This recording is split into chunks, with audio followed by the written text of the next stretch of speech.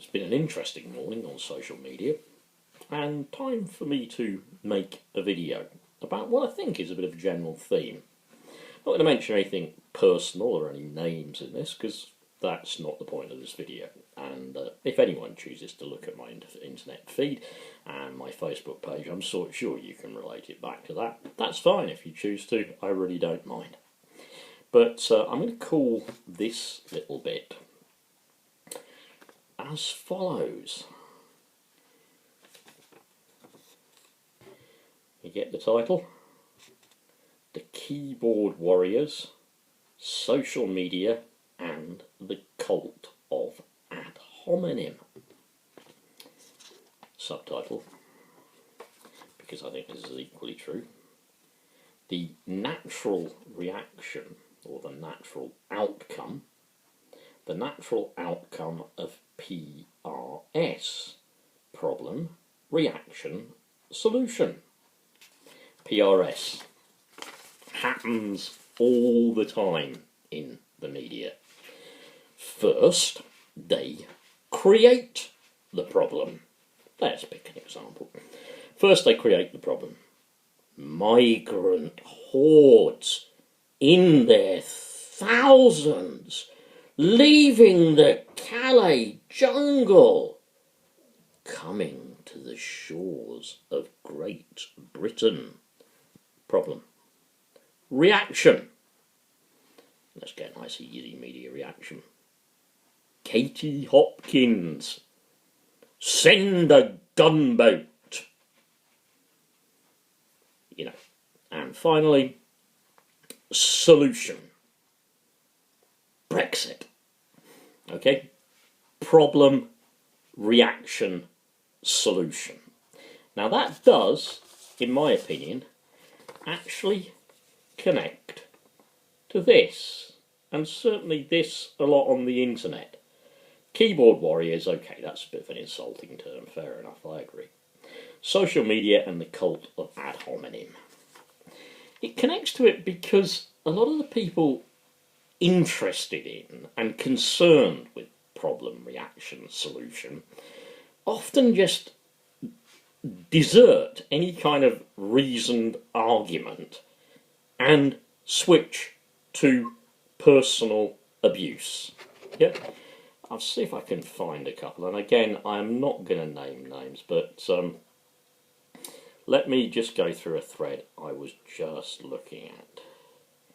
Now, okay, this thread was on a guy who had reported somebody to the police. Fair enough, perfectly good thing to do. I completely encourage this, because he had found him in a wooded area near a primary school to be masturbating. Yeah, behind a tree or whatever, but he posted a photograph of this and he'd found this guy doing this. I think it's a bit risky going up to the guy on your own, quite honestly. He might have had somebody with him, because apparently he's in the photograph, and although in not full view, there is the shot of what we must assume is this man masturbating, although obviously. So obviously this must be reported to the police. Very, very serious. So on that same thread, I made a comment, and this is where we get to ad hominem coming on immediately. Well, might be a while before this guy is choking the chicken again. Yeah? So, person who commented back said, like, oh, so you studied English literature? Yeah, which I did, yeah.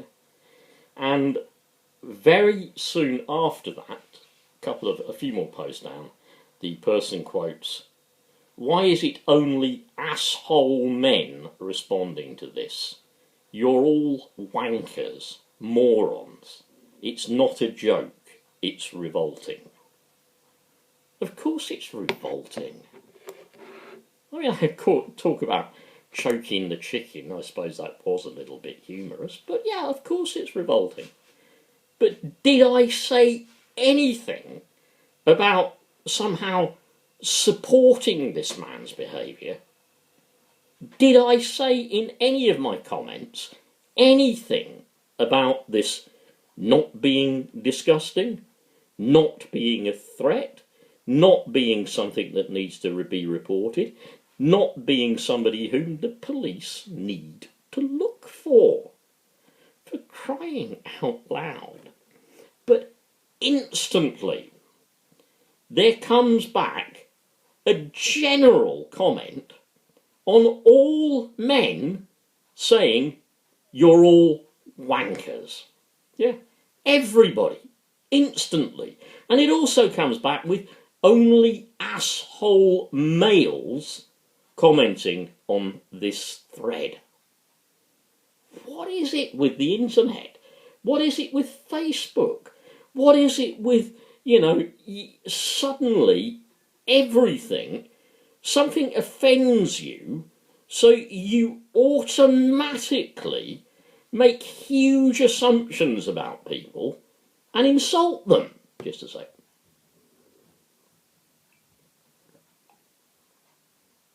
You're offended by that. Okay, perhaps the joke was in bad taste. Fair comment. Okay, but you're offended by that, yeah, and you instantly, knee-jerk reaction, start accusing all men of somehow being, I don't know, sexists, rapists, potential public masturbators. You do that instantly. Why does that come about? I'm going to go a little bit more into what the video is really about. It's not just about that exchange. Fair enough, it's not about that. But why does that come about? It comes about from what I said earlier. You can't play the man, using a football analogy, it could equally be a netball analogy, I suppose, or a lacrosse analogy.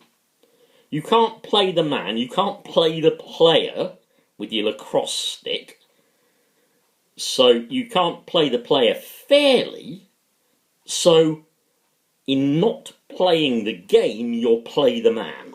Yeah? In other words, you'll tackle them viciously.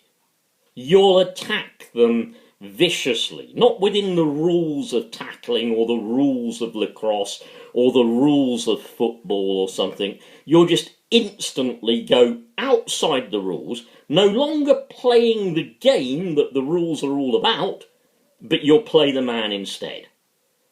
Play the man, not the game. It's what I believe has been taught to members of a very ignorant generation.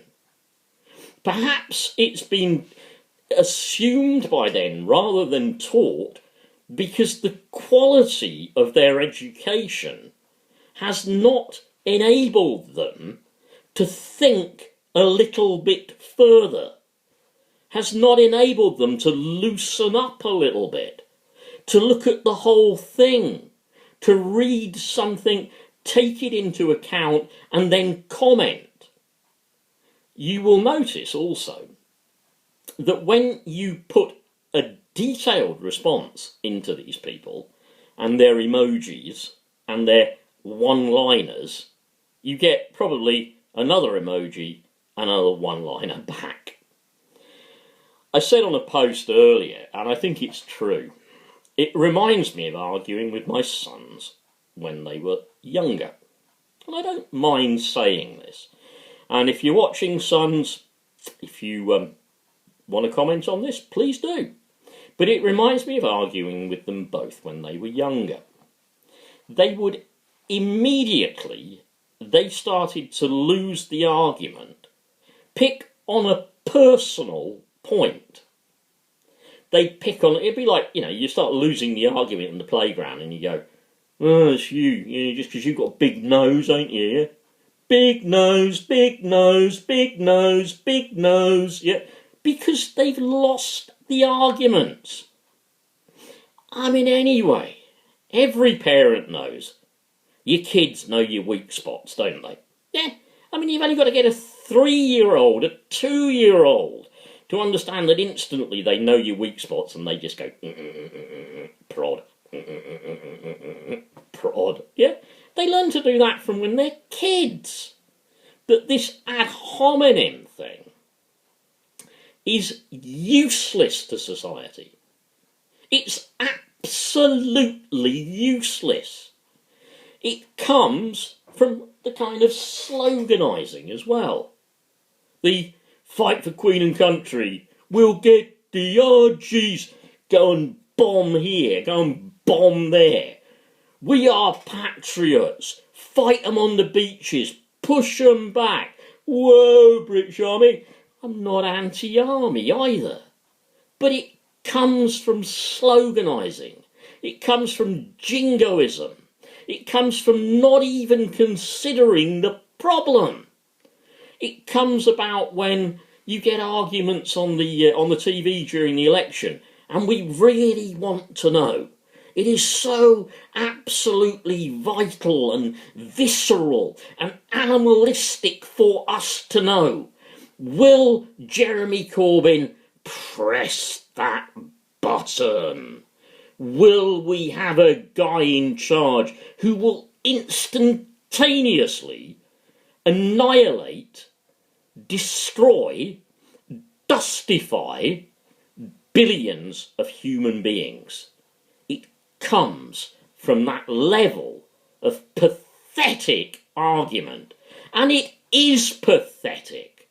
It's pathetic that people have been kind of moronised, if you could have such a word. We've got a zombie government. They're zombies. They like governing zombies. I'm a zombie. It's a zombie government. I like being governed by zombies. Let me put it another way. I'm currently going to fight the DWP at appeal. Yep. I've been looking at the relevant act under which I'm going to base my appeal. Now, I may not win. I may not have even interpreted the act correctly, for crying out loud. I'm not a lawyer.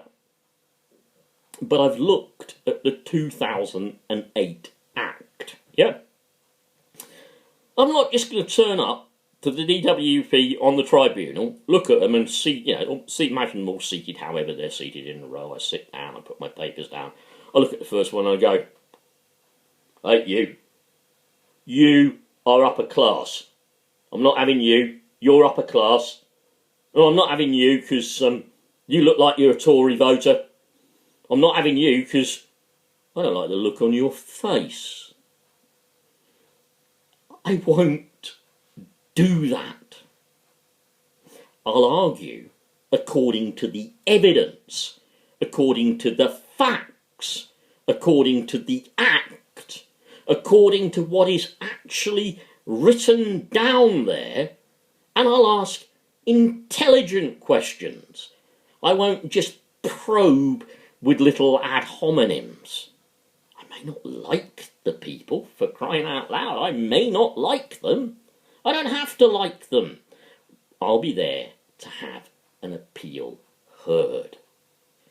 So the cult of ad hominem, just to conclude, it's growing. I can see why it grows, and once again, I can see it as the natural outcome, or if you like, the knee-jerk reaction to problem, reaction, solution. Something we are all programmed to do. The programming is so good, the next time anything comes on about Grenfell, think instantly, how many people will be on the internet going, scroungers, scroungers, migrants and scroungers, migrants and scroungers, migrants and scroungers, yeah.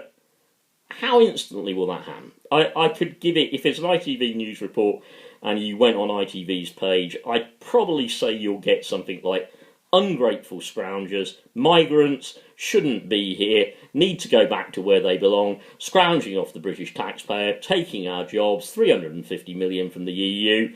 I guarantee you'll get that within about 2-3 hours, yeah?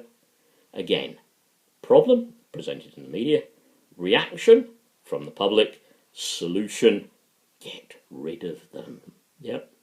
Anyway, look, that's my bit of a rant over, and if you do follow that thread, go ahead, by all means, look on my Facebook page for it. I haven't quoted any names, I don't intend to, but if you want to follow that and you want to reply, please go ahead. Thanks, and I hope you have a great afternoon, because I plan to